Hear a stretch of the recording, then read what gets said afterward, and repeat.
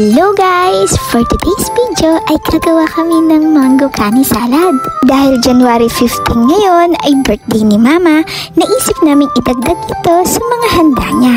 Tara, samahan niyo kaming mag-prepare nito. Simple easy steps ng mango kani salad.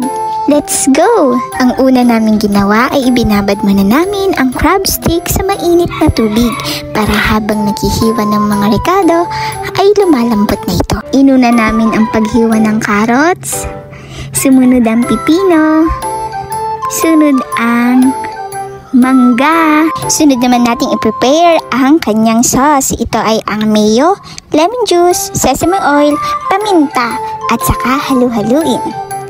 Ayan, malambot na ang ating crab sticks. Himay-himayin na natin katulad ng ganito. Tapos na ito ay nilagyan ko na ng sauce at saka halu-haluin. Inayos ko na rin pala guys yung mga lettuce para presentable tignan. Pagkatapos ko halu-haluin ay nilagay na namin sa isang lagayan. Pagkatapos ng pagkakahalo ay nilagay na namin sa may lettuce para aesthetic tignan. Wow, ganda tignan, diba? Diba? Ang sarap niyang tignan. Sana nga, totoong masarap to pag natikman ko na.